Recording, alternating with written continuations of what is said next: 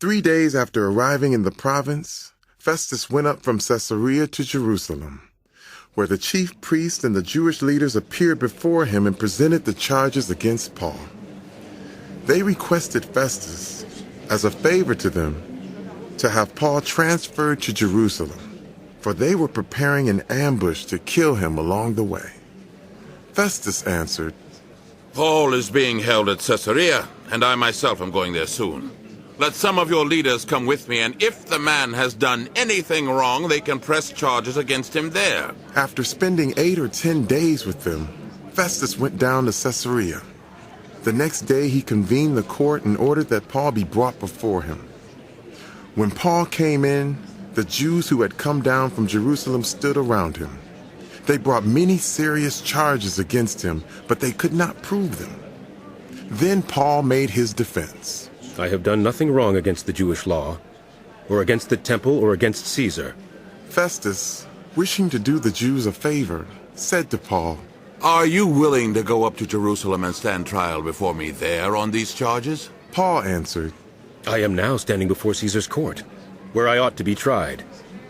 I have not done any wrong to the Jews, as you yourself know very well.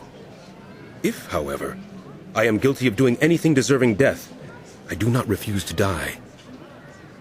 But if the charges brought against me by these Jews are not true, no one has the right to hand me over to them. I appeal to Caesar. After Festus had conferred with his council, he declared, Well, you have appealed to Caesar. To Caesar you will go. A few days later, King Agrippa and Bernice arrived at Caesarea to pay their respects to Festus. Since they were spending many days there, Festus discussed Paul's case with the king.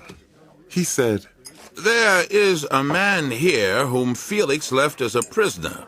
When I went to Jerusalem, the chief priests and the elders of the Jews brought charges against him and asked that he be condemned. I told them that it is not the Roman custom to hand over anyone before they have faced their accusers and have had an opportunity to defend themselves against the charges.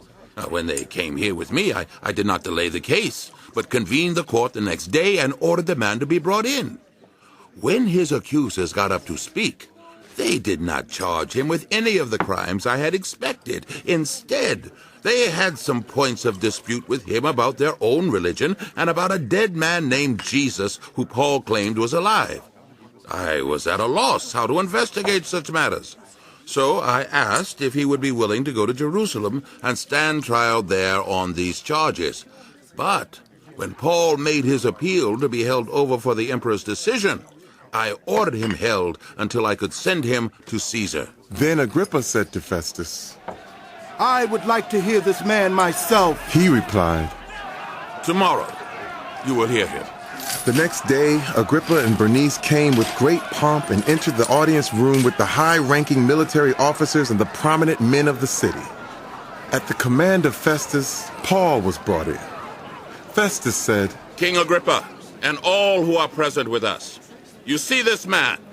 The whole Jewish community has petitioned me about him in Jerusalem and here in Caesarea, shouting that he ought not to live any longer. I found he had done nothing deserving of death, but because he made his appeal to the emperor, I decided to send him to Rome. But I have nothing definite to write to His Majesty about him. Therefore, I have brought him before all of you, and especially before you, King Agrippa, so that as a result of this investigation, I may have something to write. For I think it is unreasonable to send a prisoner on to Rome without specifying the charges against him.